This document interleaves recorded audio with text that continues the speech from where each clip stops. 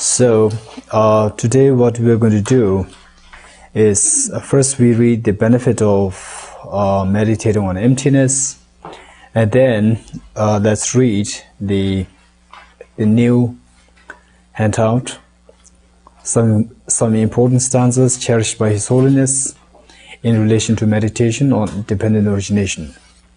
Firstly, let's read the benefits of meditating on emptiness. Aranagarjuna's fundamental wisdom of the middle way. Enthused by great compassion, you taught the immaculate teaching in order to eliminate all wrong views. To you, the Buddha Gautama, I prostrate. Given by the Precious Child Sutra, Manjushri, whoever listens even with doubt to this rendition of the teaching generates much greater than a Bodhisattva who, lacking skill in means, practices the sixth perfection for 100,000 eons. This being so, what need is there to say anything about a person who listens without doubt? What need is there to say anything about a person who imparts the scripture in writing, memorizes it, and also teaches it thoroughly and extensively to others? The treasure of the One Thus Gone Sutra. A living being who, possessing all these 10 great non-virtues, enters into the doctrine of selflessness and has faith and belief that all phenomena are from the beginning pure, does not go to bad rebirth. Chapter on Subduing Devil Sutra. If any bhikshu realizes that all phenomena are absolutely pacified and the beginning of defilements is devoid of self-nature, it will remove the guilt of having defilements and make the defilements unstable.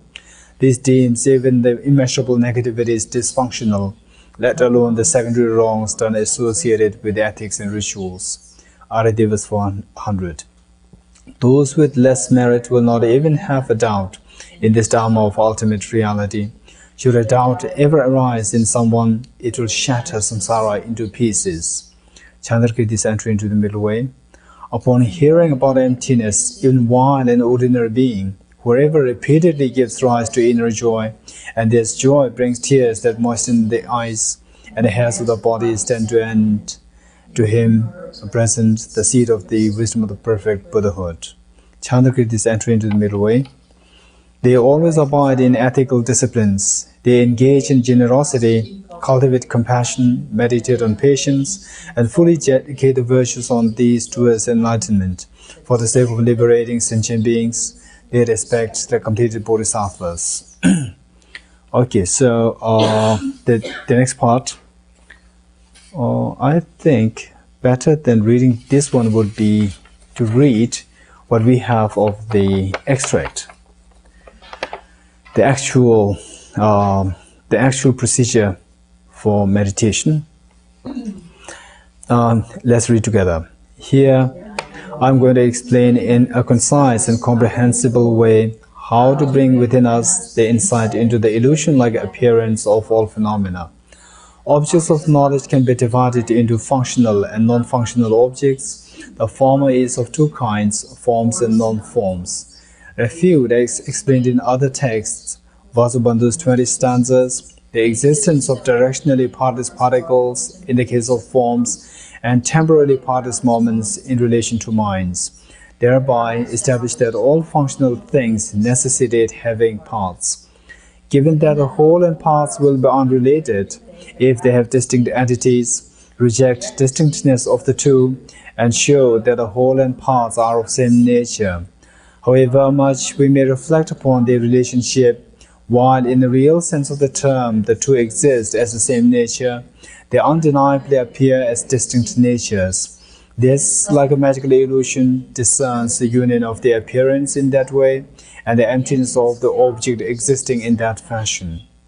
While this union finds no inconsistency with the deceptive mode of existence where things are posited through the power of their appearance to a mind, it is abjectly not feasible for an object whose mode of existence is not through the power of the object's appearance to a mind. In the case of a true existence, which is explained earlier, it is not permissible to between the appearance and the mode of existence of the object, as it is on the basis of the sheer abstention of falsities that true existence is posited. Moreover, it deems their same nature untenable, as the mind perceiving them as distinct natures becomes otherwise non-mistaken. Through this understanding, by these one refutes true existence upon non-functional objects as well.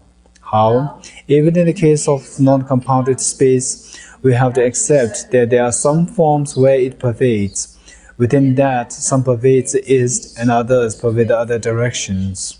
By the same token, the ultimate reality also has many pervading parts and has many parts in the sense of being objects of realization of various temporal moments of the mind. This can likewise be extended to other non-compounded objects. Establish that the whole and its multiple parts are of the same entity, as they cannot be different entities. This is feasible for a deceptive nature, and not for a truly existent one. Thus, by rejecting true existence as done earlier, all phenomena are established to be empty of true existence. And let's read Vasubandhu's 20th stanza. Because of being simultaneously surrounded by 6 other particles, the central subtle particle is found to have 6 parts. If these 6 parts have the same spatial dimension, a massive object will conflate into a size of just a minute particle. Okay, so before we read the other one, the important stanzas cherished by His Holiness, I like to let's look at it, and I'm going to explain it a little bit so that you can again some of these, or if possible, you can use all these stanzas on a daily basis during your meditation, and particularly in the actual process of meditation, there are 2 or 3 stanzas which I'm going to point to. Okay, so by saying this on a regular basis, make sure that one day you have everything by heart, and then even while you are simply taking a walk, or you're eating your food, or you are in your bed, you have these stanzas recited by heart, and then reflect, follow meditation according to these lines. Okay, first, the Upali Requested Sutra. This is very striking, and this is really the very hallmark of the meditation and emptiness, So say,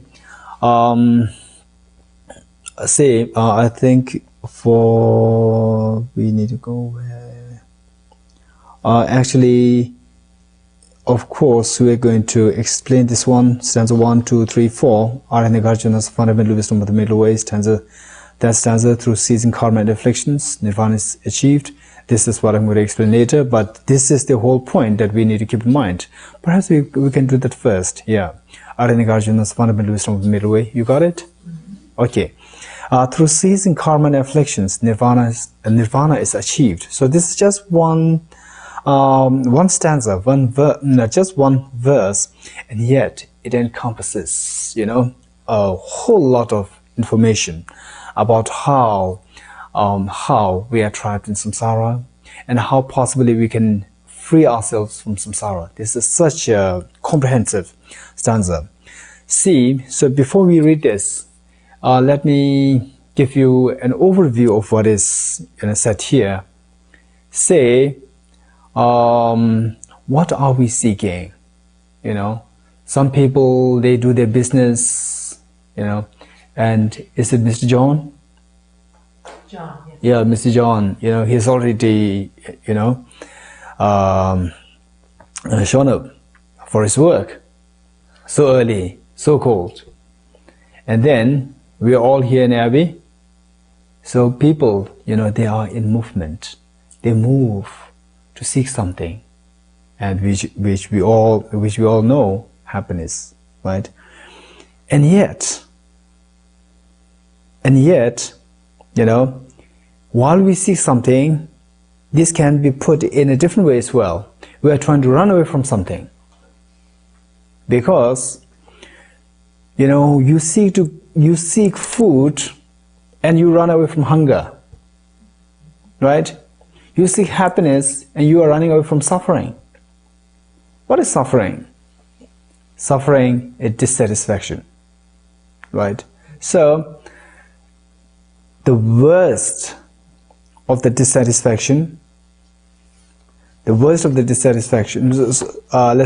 me put it this way. So all these dissatisfactions, you know, say in the form of ourselves suffering from cancer, or in the form of ourselves suffering from migraine, you know, toothache, and all forms of problems. So at one point, when the suffering is so acute, we wish that I'm separate from this body, you know. So, but we are tied to this body by what? By karma, right? And likewise, say, oh, there is hurricane happening, and there is below 50 degrees centigrade something, you know, unusually cold. So, you know, no heating system can help. Where shall we run? Again, you know, we are caught up in such an environmental, terrible, unbearable environmental situation. Look at the hurricane problem. It's unbelievable. It's so painful to see, just even to see that, you know. People, they're being carried away by the current of the, you know, very forceful, you know, people can take photographs, but cannot really help. Such a tragic situation. So, again, what created all these things? These are all undesirable dissatisfactions. What created them? They're all created by our own mistaken karmas in the past.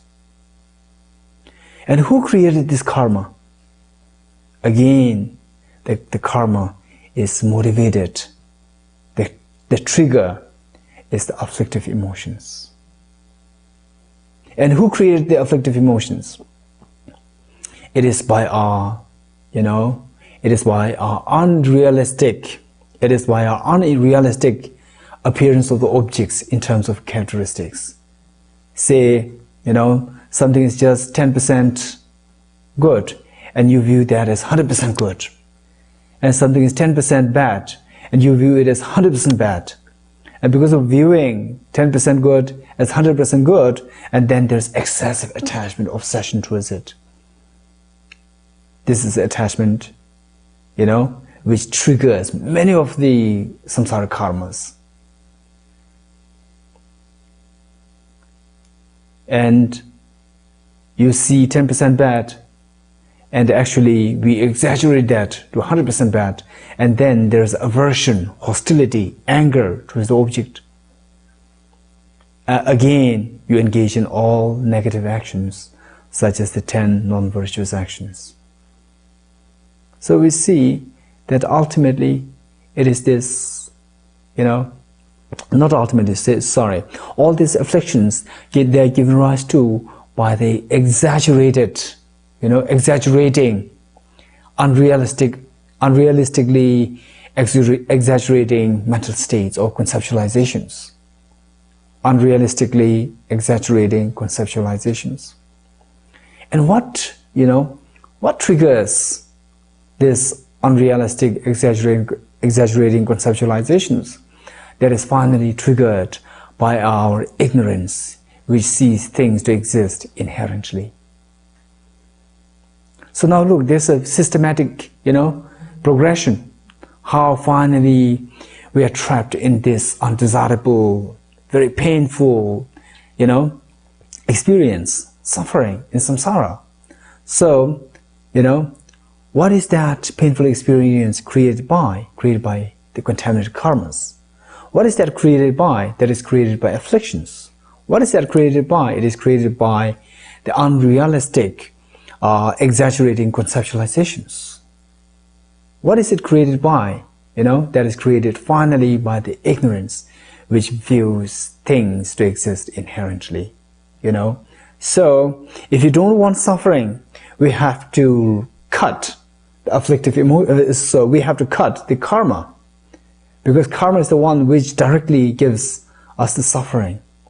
And if you don't want karma, you know, contaminated karmas, what do we need to do? We need to cut the afflictions, because the afflictions are there. And again, if you don't like the afflictions, what should we do? We need to cut the unrealistic, exaggerating conceptualizations. If you don't want that, what should we do?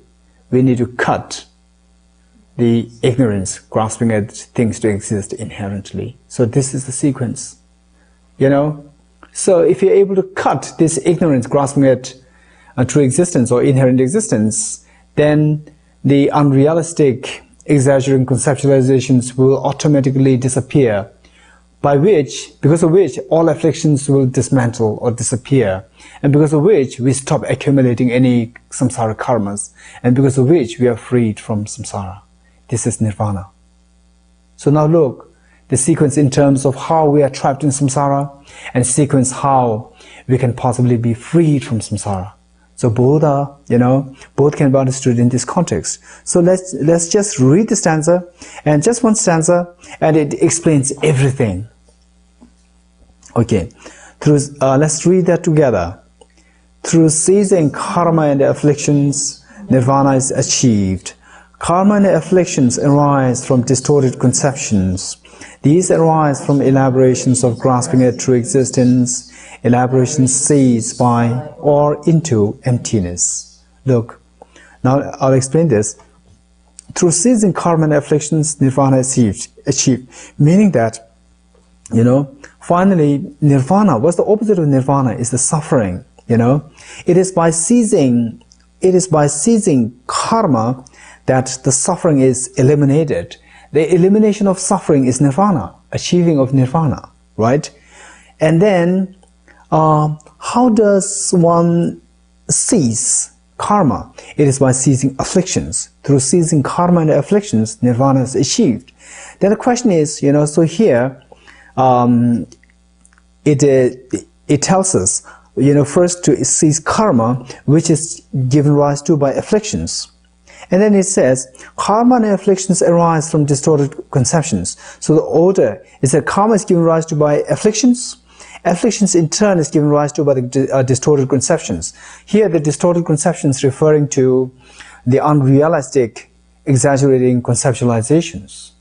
Distorted conceptions simply doesn't mean any distorted conceptions.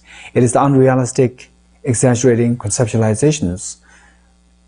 Okay, now later on we need to distinguish between these unrealistic, exaggerating conceptualizations versus grasping at, true existence. And these referring to the distorted, unrealistic, exaggerating conceptualizations, these arise from elaborations of grasping at true existence. So here the elaborations should be thought of in terms of grasping at true existence, the ignorance grasping at true existence. And the elaborations cease. What is that? What is these elaborations? Grasping at true existence. Good. Elaborations cease.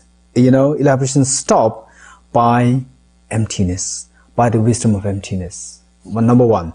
Or it can be read as elaborations cease into emptiness. There are two ways of reading the same line. So if we say it is taught by the wisdom of emptiness, this is quite straightforward, quite direct, So if you meditate on the wisdom of emptiness, then by that power, the grasping of true existence will be, undermined. This is quite straightforward. But then the other one is, again, has its own beauty or profundity. Elaborations cease into emptiness, which means that, last time we were talking about the Alivigyan, where, the waves of consciousnesses and everything coming out of this basis of all consciousness from the vast, sea of the base of the Alivigyan, So then what happens when the wind stops and all these waves will go back into the ocean? So likewise, all these, suffering, and they are nothing but a manifestation of the impurity of our own mind, and the impurity of our own mind, they all come, they all arise from this vast expanse of the emptiness of the mind. Now, last time we talked about the Alivigyan, Now here in this context from Aliviyan, that is from the point of view of Chittamatra. Now from the point of view of Prasangika, instead of Aliviyan, think of this one. All these elaborations, all these conventional realities, they all simply arise, from the emptiness nature of the mind. So when you're able to meditate on emptiness, what will happen is this, that all these things will simply go back into the emptiness of the mind. It will simply dissolve into the emptiness of the mind. Yeah, right? So this means that at that point you simply abide in the experience of the profound emptiness of the mind. So at that point, when you have a direct experience of emptiness nature of the mind, then all elaborations simply dissolve there, all elaborations simply dissolve. Now imagine, elaborations, again look, elaborations, it can refer to all, they are all different kinds of, elaborations. Elaboration in the context of the grasping at true existence, and the elaboration in the context of conventional realities. Within that profound experience of emptiness, non-dualistically, all elaborations in the context of conventional realities, they all dissolve, including the grasping at true existence, simply dissolve. And at that point, since all conventional realities, they simply dissolve in that experience of the emptiness, sickness, aging, death, all undesirable things, are they existent or non-existent? They are existent. Are they ultimate reality or conventional reality?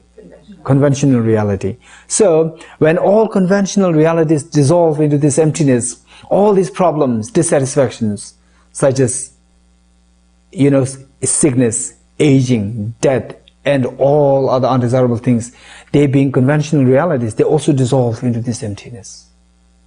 So you are freed from sickness, aging, death, and all undesired things.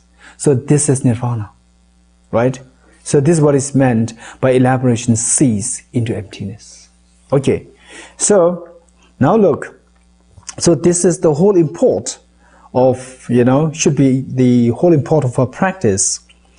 This should be the background of the practice on emptiness. And now let's read the first stanza. The first stanza is so beautiful. So this is the whole framework of emptiness represented, demonstrated in a very beautiful, poetic way. Say, we talked about, what is that distorted conceptions in Nagarjuna's stanza. Distorted conceptions. Karma and afflictions arise from distorted conceptions. So that is the unrealistic expectations, exaggerating conceptualizations. Like, you see a flower, it's just like, say, okay, 20% beautiful, and you say it's 100% beautiful, and you like to take it into your room, So these kind of things happen. So, why? Because you feel it so sparkling and so, alluring. So, actually, simply grasping the flower as inherently existent, may not necessarily induce attachment in you. It can instead induce sense of undesirability, sense of repulsion, or is, independent existent, is horribly bad, And then aversion can arise in you. And sometimes, in other people, it can induce attachment. So, when attachment is given rise to, it is seen in the light of simply glowing, sparkling, alluring, all, elegant, and so forth. So let's see. Upali requested sutra, the various delightful flowers blossom, and the sparkling supreme golden abodes stand alluringly. They have no creator at all. They are posited by the power of thought. Through the power of conceptualization, the world is imputed.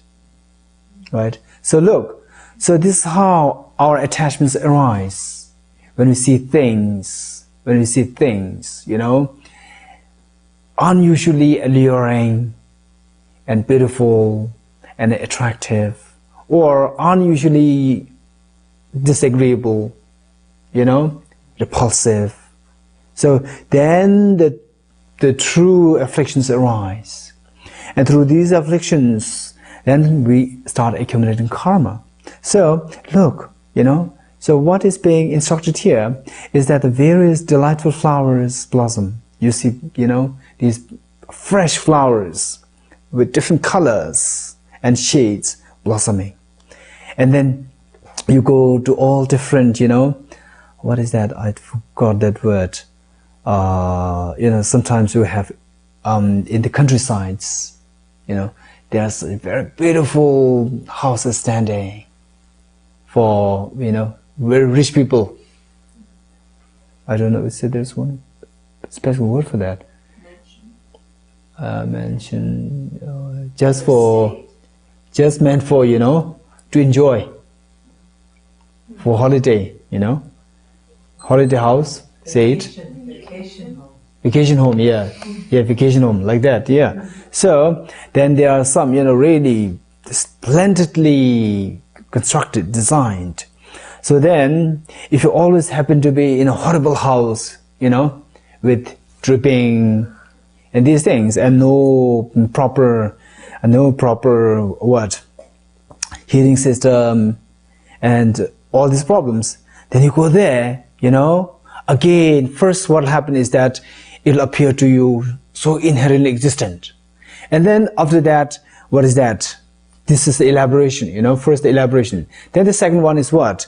The distorted conception, which is the unrealistically exaggerating, you know, it's perfect, you know, it's perfect. So this is the second line in the Upali Request Sutra. And the sparkling supreme golden abodes stand alluringly, you know, you just wish you are there. And then it is these things, the beautiful flowers and the sparklingly, you know, standing golden apples, they all appear as though, you know, they are so independent of themselves, as though there's someone else who created it. But in true sense, they have no creator at all. They are posited by the power of your own thought. You know? Now look, we apply the reasons from Lama Tsongkhapa's, you know, Lama Tsongkhapa's extract on this house or the beautiful flower, and then say, you know, samsara is again characterized by sexual, you know, attraction. This is one of the worst of the thing, you know. So under all these situations, you apply the same reasoning, the same logic. Then you see that, you know, as soon as you realize that all these things which I feel so attached to, whether it is the, you know, the sexual attachment, or whether it is attachment to food, attachment to house, attachment to the beautiful garden, you know, they are all just posited by one's own thought. When you try to really look into it objectively, it simply disappears, you know, very sad. And then we, through the very systematic logic put forth by Lama Tsongkhapa, we see that they are all just, you know, our mind which creates, not there. And as soon as we experience that, and particularly in those objects which, you know, which creates temptation in you, which creates passion in you.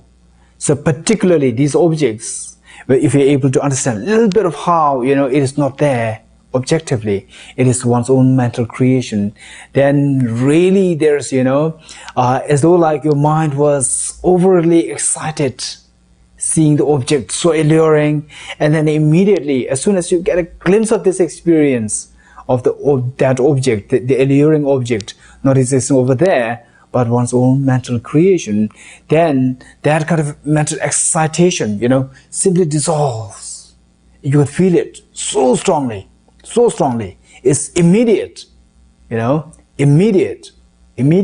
So therefore, I usually tell people that if you really want to be monastic, the safeguard of one's commitment, of one's monastic ethics is you should be equipped with some understanding of emptiness. Otherwise, the alluring nature, seeing things, first of all, seeing things to be so inherently existent, number one. And number two, then the second one, the distorted, exaggerating conceptualization is so strong, so strongly ingrained in us since beginningless time. And because of which, we can simply be overtaken, overwhelmed by this, and then we can, have our ethical precepts just simply shattered. Yeah. So, whereas if you are equipped with some degree of experience of emptiness, then, we see that, monastic life is indeed the rocket to get to the state of the paradise of Buddhahood. Yeah, it's really a rocket. It's not like walking. Yeah. So without monastic vows, it is like walking. Yeah. So this is very striking, this stanza. The various delightful flowers blossom, and the sparkling supreme golden apples stand alluringly. They have no creator at all. They are possessed by the power of thought. Through the power of conceptualization, the world is imputed. Everything that you see around, it is simply created by our own mind. One. Number two, say, every one of us, one day or the other, we have days of sadness, days of low-spiritedness, where you find yourself alone. No one else coming to your rescue. No one else coming to, when you're in difficult stage, everybody tends to abandon you. This is the reality of samsara. This is the definition of samsara. When you're blossoming, everybody will come to embrace you. When you are in destitute situation, everybody abandons you. But not everybody. The Buddhas and Bodhisattvas, they will not abandon you. They will specially come to, your rescue. But the sad thing is that our karma is so bad, it's so vicious, it's so, is so cunning that they stop us from seeing the Buddhas and Bodhisattvas. It is our own mistake. We have been relying on these negative karmas, negative afflictions, because of which, the reliable friends, the Buddhas and Bodhisattvas, are kept far away from you. Although they come, but you say, no, you run away. And then others, the afflicted friends, when you're blossoming, they come to you. When you, becoming desperate, they will simply abandon you. This is nature. Don't blame them, blame yourself. Right? Okay, so now look, if you have the understanding of emptiness, if you have the understanding of emptiness, this is the friend who will never abandon you. It will especially come to embrace you when you are in a difficult period.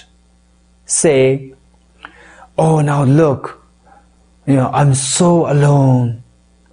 I'm so, desolate, destitute. No, everyone going away from me. No, not everyone. Because this friend, you are trying to say, you are trying to run away from this friend. But, now that you have studied Lama Tsongkhapa's text, Lama Tsongkhapa has given you a wonderful friend. Simply try to make this friend strong. And this friend will be always there. And it will suffice you having hundreds of millions of friends. This is such a great friend. And then it is all, say you are in such a low-spirited state. And at times you might even come to a point that, oh, I might, commit suicide. At that point, Simply ask your friend the emptiness, wisdom of emptiness, and it will say, no, calm, be happy, I'm there. And immediately you reflect on emptiness, of yourself and the situation, and you get a glimpse of it. Immediately, as though like, the milk boiling up, it will simply subside, so calm. This is the power of the wisdom of emptiness. So with that, then immediately you'll see, change in your attitude, change in the outlook of the reality. And then the low-spiritedness simply disappears. It's not there. Again, you feel back at home. This is the power of wisdom of emptiness. So therefore, we should make sure that don't simply wait until that point. Make sure that we give strength to this wisdom right now. Right? Okay, so look. This stanza, as for me, I've been saying this stanza, almost every day, and trying to reflect on emptiness on the basis of this. This is sutra. This is the word of the Buddha, which means the one who has experienced emptiness in the most thorough way. So even the lines he put was put in such a way that you reflect it, or you reflect on it, and even the lines, the sequence of the lines, they are put in the most efficient way where we can understand emptiness most easily and most quickly. Okay, so one. And number two, the Bhikkhuni Vajira said in a Fundamental Vehicle Sutra, this is another sutra, the mind is demonic, which views the true self. You have wrong view. These compositional aggregates are empty. There is no living being in them. Look, last time we had been examining ourselves, whether we exist objectively or we exist simply by thought, and then we come to know that, there's no self other than the body and the mind. Again, it gives us the impression it's so like the body and the mind, although the self is not there, but the body and mind is there. And then here it says, these compositional aggregates are empty. Even these compositional aggregates, if we apply the same reason, the logic set forth by Lama Tsongkhapa, again, even these will be lost. And then you will find smaller ones. Again, these smaller ones, you apply the same reason. Again, they will lost. And it will go on and on and on. You do it as you go on with this examination. And finally, as I said last time, it will come to you as though like, the object is telling you, now it is no point, there is no point in you examining me, whether I exist inherently. Everything of mine, every atom of me does not exist inherently. So there is nothing existing inherently. As though like the object is telling you, that kind of experience can happen. At that point, then you can simply, stop. And then you reflect on the emptiness nature of the self. And then, while you reflect on the emptiness nature of the self, the emptiness nature of everything as well seems to be quite naturally being attached, coming to you attached to this experience. Okay, so, again, this is also really very important. And then the second part, or the third stanza, just as one designates a cart or a chariot in dependence upon a collection of parts, so we assert the conventional living beings in dependence upon aggregates. The carts is very strange. The external chariot, horse chariot or whatever, or the cart. So there, if you think about the emptiness nature, it seems quite agreeable, quite acceptable, and seems to be quite relatively easy. Or the car, people are so intoxicated to have one. So obsessed to have one. And yet, if you examine the wheels, are they the car?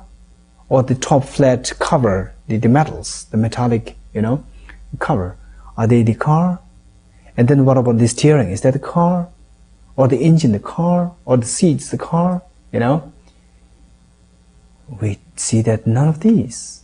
And yet, we have a great sense of temptation, obsession to cars. So where is this car? Then we see that it is relatively more easier to dissolve this idea of the car, when you think about these things. And then Buddha said that just as you are able to dissolve the sense of car in relation to the external object, simply relate that to oneself. You are just the same thing, you know. So it says, so we assert the conventional living beings like yourself independence about the aggregates. There is nothing, you know, nothing as independent. It is simply the aggregates, you know. And even the aggregates also, again, there is nothing there other than the constituents of the aggregates. Okay, and then R.N. Nagarjuna's fundamental wisdom of the middle way. Through ceasing karma and afflictions, nirvana is achieved. Karma and afflictions arise from distorted conceptions. These arise from elaborations of grasping a true existence. Elaborations cease by or into emptiness. Okay, now this stanza is really very important. Next one. Neither the aggregates nor different from the aggregates. The aggregates don't depend on him, nor is he dependent on them. The Tathagata does not possess the aggregates. What is the Tathagata? What is the Tathagata then? You know, say, actually the basic format of the examination into emptiness is what we studied already, right? So with that as the basic format, then, you know, we should be able to correlate what we have studied with all the different ways of analyzing emptiness. So this one here, neither the aggregates nor different from the aggregates and so forth. This stanza is what is known as, you know, the establishing emptiness by means of the five corners. Establishing emptiness by means of the five corners. By the reason of the five corners.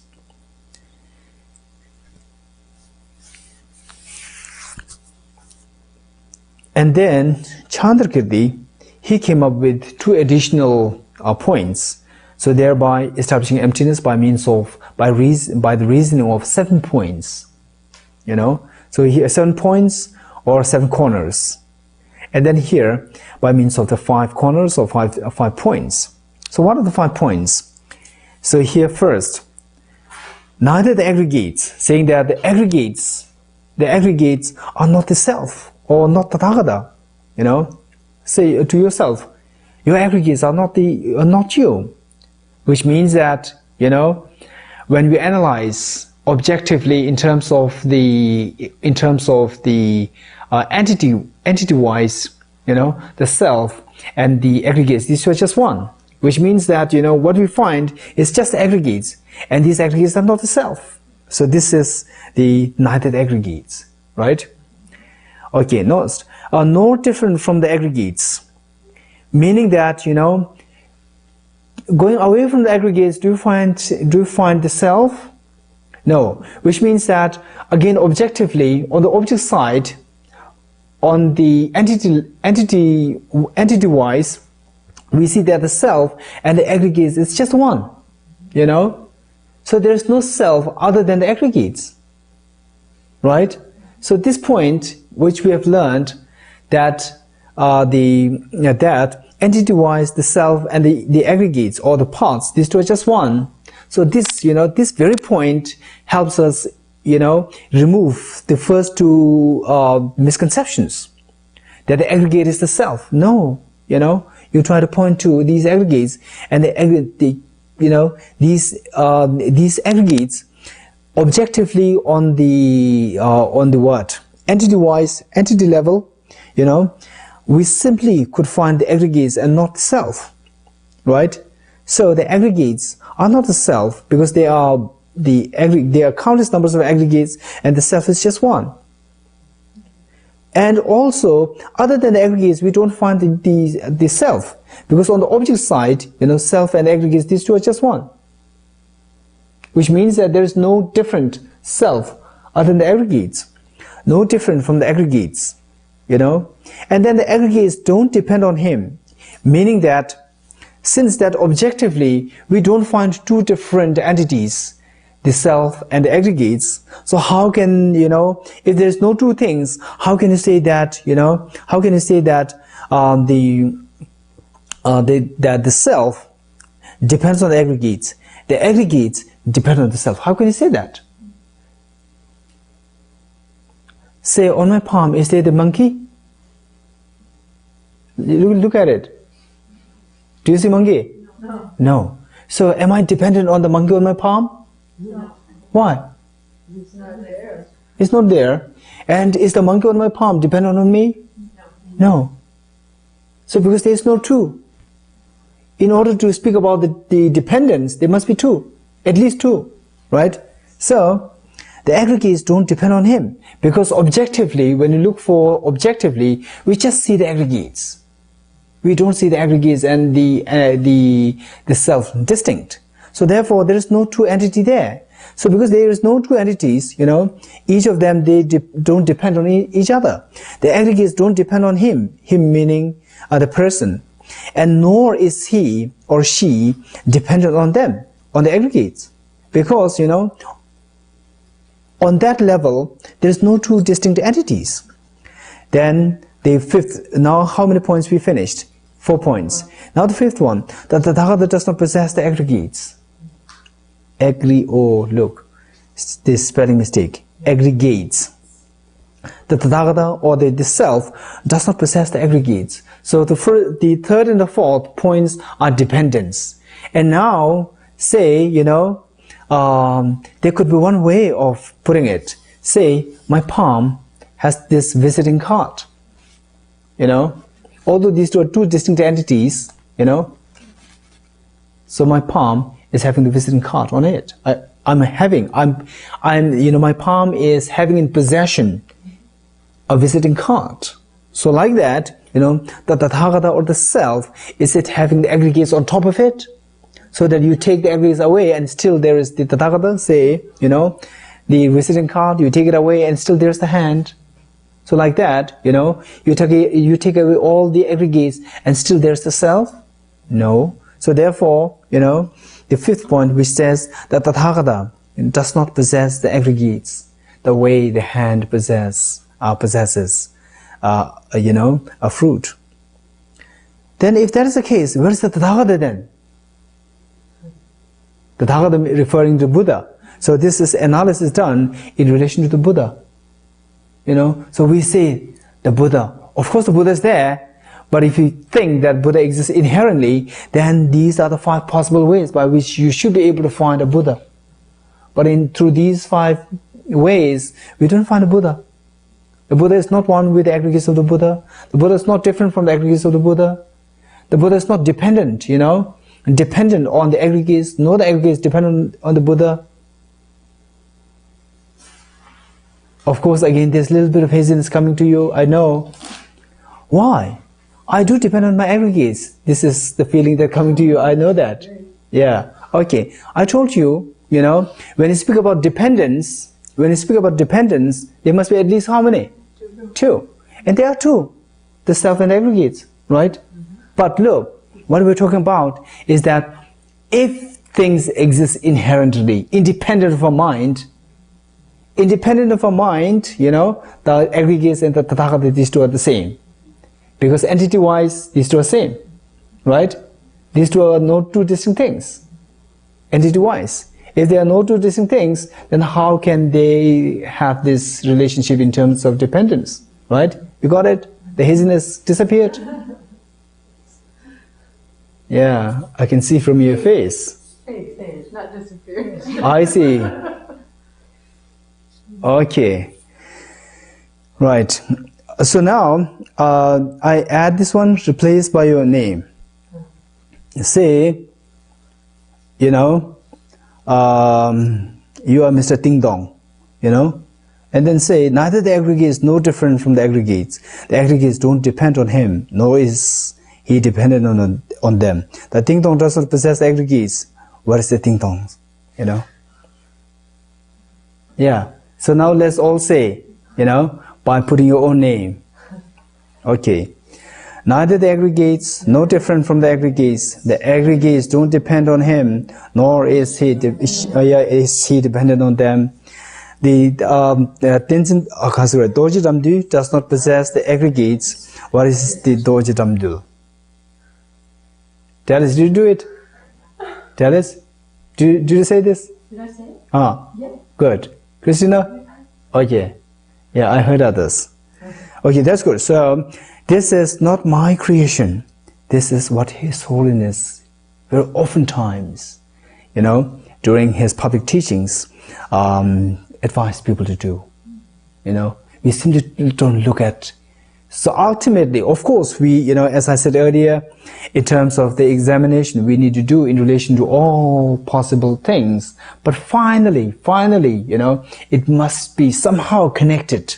The practice must be somehow connected to the self, right? To yourself. So here, instead of simply always pointing outside, now here in place of Tathagata, you put yourself and then meditate. Okay. And why Tathagata in Nagarjuna's, thing? Because sometimes what happens is that, we say, I'm a Buddhist. And then you tend to have a very strong affinity, strong sense of, Buddhist chauvinism can happen, So this is really bad. Again, when these are happening, this is indicative of your viewing Buddhism and Buddhist as inherently existent. So Nagarjuna is saying that, again, this is not Buddhism, this is the opposite of Buddhism. So Buddhism is to dismantle this chauvinistic idea, and whereas you are creating that.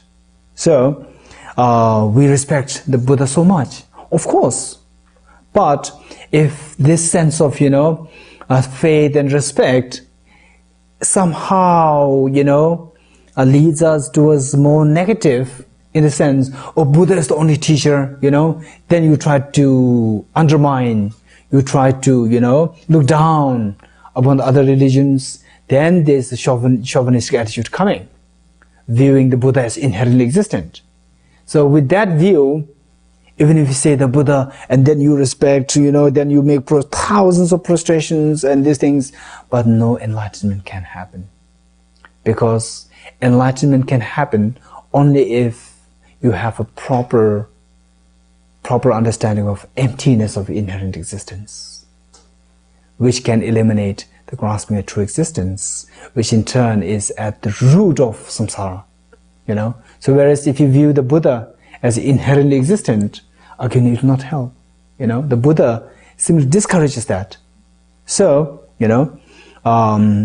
which means that even the faith that we have, that we cultivate, even the compassion that we cultivate, must be cultivated in accordance with the wisdom of emptiness. Right? Okay. In this relation, let me also, share this with you. Lama Tsongkhapa, in his commentary on Nagarjuna's fundamental wisdom of the middle way, I think somewhere in the second chapter, he gave a wonderful advice. And the advice is that whatever objects that you see around you, whatever things that you hear, whatever sound that you hear, or whatever taste that you experience, or anything, whatever you experience, you immediately, say, whatever you see, things here and, things like that, in the process of causation. Say, you see, 5-10 days ago, it was so pleasant. Now it has become so chilly, cold. So there's a change happening. And then also, 20 years ago, I was much younger. And now look, I'm older. There's a change. And say, 2 years ago, there was this Gautami building coming up. Now it's coming up. So there's a change. So every time you see changes, you try to think of that, you try to correlate that with the understanding of emptiness. When there is a change, which means that, there is no inherent, there is no independent existence. Whenever there's a change, the change must occur because of dependence on causes and conditions.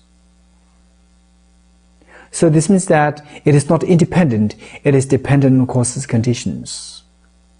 So you see that things, as soon as you see change, you simply reflect not simply on the causality then also try to reflect on how that particular object is lacking independent nature.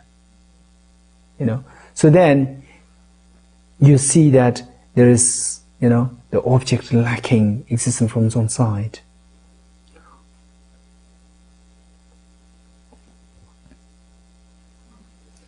So then Lama Tsongkhapa advises us that if you do that, if you connect the experience of emptiness, the understanding of emptiness, with every event of change that you see around, then what can happen is that what happened to you? What happens? Is this the kind of experience that you have? Say, even nowadays, it's after like 37, 38 years, even nowadays, when you have turnip, the vegetable, the turnip. So, as soon as I taste turnip, it simply takes me back in time. 30-something years ago, it simply takes me back in time with my mother. A very small baby, It seems like the turnip is a taste that I very strongly, enjoyed when I was a very small baby. So it immediately takes me there, back in time with my mother, right? So look, this turnip connects me. Similarly, what Lama Tsongkhapa, is this the kind of thing that, ever happened to you? Yes. And sometimes, say, some folk songs, Or smell. A smell. Yeah, exactly, yeah. Did that happen to you? Good. Tell us. All those, and also the quality of the light. Oh, yeah, exactly. Yeah, taking you back, connecting you back, Okay, similar, this is the key. Look, all these small kind of experiences that we have in daily mundane life can be used, if you can think of that intelligibly. So Lama Tsongkhapa uses that. He said that, why not, as soon as you see something, now like, look, so say at 8:30, when we began, there's sunlight. Now there's light coming, which means that, there's a change. There's a change.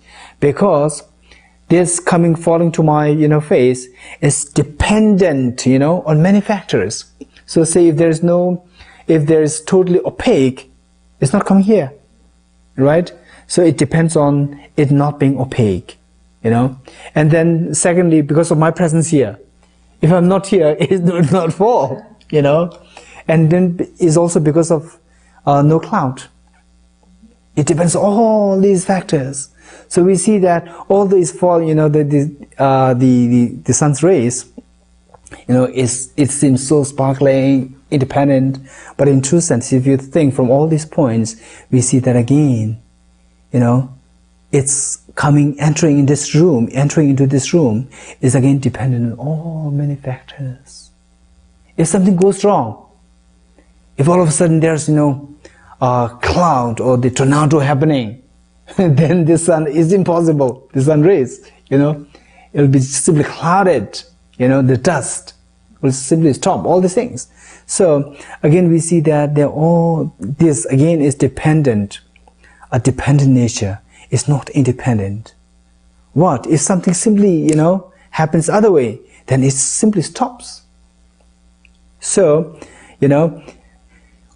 all these changes, in every change that you experience, that you see, simply try to use that to understand, to interpret that as the lacking of independent nature of that object. If you do that, if you're used to that so much, then Lama Tsongkhapa says that in the future lifetimes, of course, we are not too sure. Very likely, meeting with teachers who teach emptiness is so less. But people somehow sharing with you or teaching you on causality, causal relationship, this is more likely to happen. So, even though someone simply teaches you the very gross cause-effect relationship, a scientist telling you that, oh, if you combine these two, these two chemicals, then this will come about. Immediately, in your next life, even though you are not a Buddhist, you may not be a Buddhist, your family could be, something very different, non-believers. And you go to class, and the teacher says that, oh, don't climb on the chair. If you climb on the chair, you'll fall and you'll have injury. Oh, this injury is because of the fall. Fall because of my climbing on the chair. So dependent on all these things. So then immediately, although the teacher didn't teach you emptiness, but then because of your karmic, because of your past habituation of connecting the experience of emptiness into the causal relationship, the next life, when somebody points you the causal relationship, immediately you'll come to know that, oh look, this falling, this injury is not independently existent. This simply come to you automatically. And then, you'll start seeing the world in a different light. And then, you just simply by accidentally, there's this kind of book in the library, you look at it, you see it, it exactly reflects what you are thinking, emptiness. And then you'll say, who is the author? And where are those people who study this? And then you might end up in the great monastic universities. You go there and you see, this is a perfect world that I've been, seeking while I was small. My way of thinking and the ways of thinking of my friends is just opposite. Their ways of thinking is so, basic, so rudimentary, senseless. And yet I thought I was insane. But this is not. Now look, this is it. So this is how one can connect. Oh, this is a marvelous, marvelous, treacherous. This is really a treasure. This is really a treasure, a piece of treasure. A gem, a real gem advice from Lama Tsongkhapa. So with this, then we can hope to keep our experience, keep our meditation and emptiness alive even in the next lives. Yeah. So that's really very important. So this, amazing. I actually learned, this concept of emptiness, I think, say like 20 years ago, more than 20. Like, 20 years. And then it was only, I think, 7 years ago, only 7 years ago, that I saw that Lama Tsongkhapa's advice. Then I was really amazed, so amazed, I really felt, look, accidentally, So that was when His Holiness was giving teaching in Amaravati, and I was to translate for His Holiness's teaching on this one. Nagarjuna's Fundamental Wisdom of the Middle Way. So for that, I was translating the whole, 5 chapters into English. So while doing that, I should make sure that the translation, to the best of my knowledge, is accurate. So for that, simply not translating from the root text, try to see how this root text should be read, So because it can be read in all different ways, the literal, the meaning, and all these things. So I was referring to Lama Tsongkhapa's commentary, Arya Chandrakirti's commentary, and all these different commentaries. And then, accidentally, I just one day, as a kind of, to rest myself, to give a kind of rest to myself, I just, casually opened the book. I saw that, I read it, oh, it's so amazing. Look, this is what I've not seen. I've studied this text, twice, whole, complete. And I didn't notice that. Now look, this is it. I was so, it's kind of really joyous moment for me. Really joyous. And not only, that I really felt so grateful to Lama Tsongkhapa. Look, he's not simply trying to teach emptiness to us this life. He's even trying to look for ways and means. What? if we are so destitute, destitute not to encounter with the teaching of emptiness in next lives, then how to prepare? Oh, this is such a wonderful, wonderful. So this truly reflects how compassionate he is. The mothers, when they send the child away for school or whatever, they would make sure that when he or she gets there in the school, then it's going to be after 5 hours, it's going to be lunchtime, or again he would be hungry, she would be hungry, then sending food, and then at that point, then he or she will feel thirsty, or water. Making sure that even if you are absent, the child doesn't suffer. That reflects compassion. Whereas, you're a visitor in a place, and then the people, the host is so kind to you while you're there, and then once you leave it, we don't care. You are responsible for yourself. So this doesn't reflect compassion. Whereas the mothers, they do it differently. Not simply that, the mother takes care of the child when he or she's there, but takes care of the child, even in her absence, the next few days, the next weeks, months, years, this is amazing. So this reflects compassion. So not only the wonderful insight, the wisdom of Lama Tsongkhapa, but the wonderful compassion that he has. Very profound depth of compassion that he has. Okay. Next stanza. That which dependent originates is posited to be empty of independent existence, which in turn means dependent designation. This is the middle way. Right? So here, again, look, each of the stanzas, they are, complete in themselves. So say, what this stanza is saying is that dependent origination and emptiness, these two should be understood as of the same nature. As of the same nature. These two are interchangeable. When you think of emptiness, simply think of that in terms of dependent origination, not in terms of nothingness. And when you understand emptiness or dependent origination, simply think of that in terms of emptiness, not in terms of inherent, solidly, inherently existent nature. These two are interchangeable. These two are synonyms. Dependent origination and emptiness. Then, so if dependent origination is to be meant as emptiness, then what is emptiness? Is it just nothingness? No. It says, which in turn means dependent designation, which means that, emptiness means it does not exist independently without being designated by dependence on others. Instead, it means dependent designation. So here, when you come to know dependent origination in the sense of emptiness, what is that emptiness? Look, emptiness is the emptiness of independent existence, which means by this understanding of emptiness, it helps you freed, it helps you free from the extreme of absolutism.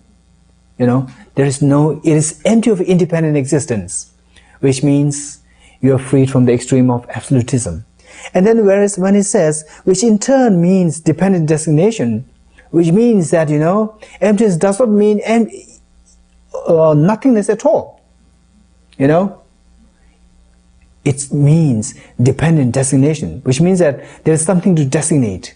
There is something there to designate. Because without something, how can you designate? So because of this dependent designation, it helps us be freed from the extreme of nihilism. So this is the middle way. You are freed from the two extremes. Okay, next. Since there is no phenomena that is not a dependent originated, there is no phenomena that is not empty. And next, since there is no phenomena, that we turn. And then the Ara Nagarjuna's precious garland. Now look, these two stanzas we can use for a personal, everyday meditation. If the person is not simply trying to dissecting oneself, the dissecting oneself, say, there's one way of dissecting oneself is that you have the physical, tangible things like bones, blood, and the flesh and so forth. These are the element of the earth. And then you have the blood, flowing in your body. This is the water element. And then there's the heat in the body, which is the fire element. And there is, you breathe the air, So this is the air element. And then within your body, there are lots of space, empty space. This is the space. And then, we also have this mind, which is consciousness. So simply, other than these six, you cannot really point to anything which is a part of your body, which is a part of you, right? So which means that you, as a person, can be broken down into these six parts. So it says, if the person is not earth, however, although you are composed of these six elements, but none of these six elements is you, right? Although the person is not earth, not water, not fire, not wind, not space, not also consciousness, and not all of them. The collection of them also is not the self. Where is the person out of those? Where is the person then? So this is how one meditates. And then look, interestingly, so this is, the second one is really very interesting, the second stanza. Now that you are able to dismantle this self, but still, you have these different elements left. Then it says, the second stanza, just as a person is not truly existent because of being an aggregation of the six constituents, we said that the self is not findable because the self is constituted by these six constituents, and none of these six constituents is the self. So the self is not findable. So similarly, so each constituent, the earth, water, fire, and so forth, of a body, of our self, also is not truly existent, because they are also aggregations of their own constituents. Okay, and then back, the next page, Adideva's 40 stanzas. When dependent arising is seen, ignorance will not occur. Now look, this is, a kind of elaborate explanation of what we did earlier. When dependent arising is seen, ignorance will not occur. So last time, when, according to Nagarjuna's fundamental wisdom of the middle way, when we said, through ceasing karma and afflictions, nirvana is achieved. So how did we speak of ceasing the karma and afflictions? Finally, by ceasing the ignorance, right? Now look, in Adideva's, it is very clearly stated, when is the ignorance eliminated or ceased? It is when dependent arising is seen, ignorance will not occur. Thus, through all efforts, just try to find this subject of, subject of the dependent arising and emptiness. And then Lama Tsongkhapa, this is a prayer that I would very much recommend you to say on daily basis, in the mornings and the evenings, in the nights, right before you go to bed, right? The concluding prayer in Lama Tsongkhapa's commentary on Nagarjuna's fundamental wisdom of the middle way. This is what I say every day. This is what I say every day. Throughout my future lifetimes, may I always be guided by Arya Manjushri and be able to uphold the Dharma in general and the teaching on dependent origination in particular, even at the cost of my life.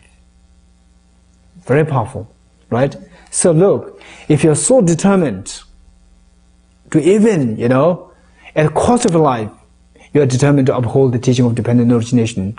Uphold here doesn't really mean simply for yourself, really propagating, really teaching others who are interested, By doing so, if you are that determined, no doubt, you are going to be always encountering with this teaching of dependent origination. Yeah, so this prayer is really very powerful. I say this, after studying this Lama Tsongkhapa's text, so then in the end colophon, this is the end passage, I found that it really struck me, I then committed to say this prayer every day. And then, until now, I've been saying it. Yeah, okay. So we have 7 more minutes. I don't know if to go through the tennis systems or you have any questions. Better do questions. Yeah. Yes. It seems like it, or maybe comment, it seems like it's really important when you start working with emptiness that first you deal with objects before you deal with yourself. And is that because if you start with self, your afflictions will pollute it? Actually, I would say there are different standpoints. Some say, you know, it is better to start with the self. Some say it's better to start with the object. Doesn't matter. You know, you have time. It's not that you have just 1 hour. Within that you have to do everything. You have to realize emptiness. No. You know, we have years. We have lives. You know. So, in practical sense, what you do is that simply do the meditation. You simply switch the object of meditation to external objects, to yourself, to your body, to your mind, and as I said earlier, you know, so always eating pizza is not delicious. At one point it will become boring. So then at one point you simply feel disgusted. So if you feel disgusted to the wisdom of emptiness, that's really sad. So make sure that every day you have different foods. You know, with every day there is excitement. So every day make sure that there is excitement with the wisdom of emptiness. So simply keep on switching the objects. You know, oh, there's such, look, now this morning, you know, so cold, and now look, beautiful sun shining. You are allured by the sunshine. Meditate on this emptiness nature of the sunshine. You know, and you go there, you know, you do a little bit of exercise, and you are, you know, you feel so thirsty. You see water, oh, it's so tempting. Again, you meditate on the emptiness nature of this water.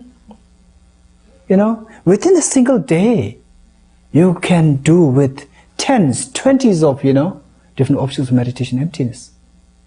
So don't seem to confine that. Now, then if that is the case, oh, what you said is really convincing. But in the text, you know, it says so. So these great masters could be greater than you. You know, so why did they say differently? Okay, look. So now, when you examine, oh, look, this is so wonderful, the sunshine, you know, it really soothes me. But look, does it exist inherently? And then you examine. So through examining, it doesn't guarantee that you are going to realize emptiness. One. Then, next, you know, everybody seems to, you know, show a great sense of favor, a great sense of, you know, favor of you. Or they are in favor of you, they love you so much, and you feel elated. Oh, I'm great.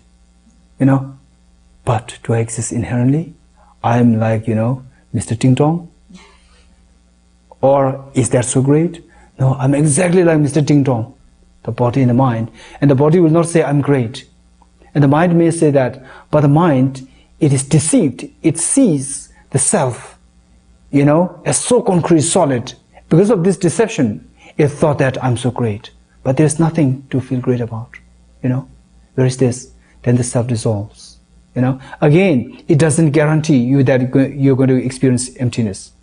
But these are taking you closer and closer to this emptiness, you know. So, then, because of such reflections, it might take you weeks, it might take you months, even years. Still better to go on, keep on going. And then at one point, you know, when you're really there to realize emptiness, you know, so then in most cases, you know, the realization of emptiness can happen first in relation to the self, meditate on the self. In most cases, you know, but it doesn't mean that right from the beginning and at all times you have to keep on meditating on the emptiness nature of the person. No.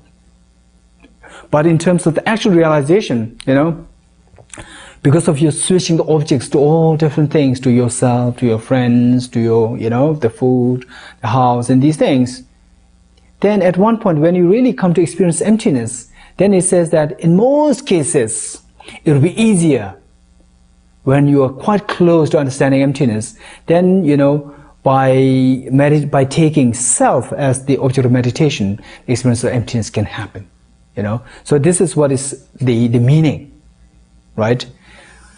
And then in terms of the grasping at the opposite of emptiness, the grasping at the self, it says that grasping at the object comes first, you know, to the grasping of the person, you know. So this order. In terms of the realization of emptiness, in most cases, again, it's not always the case.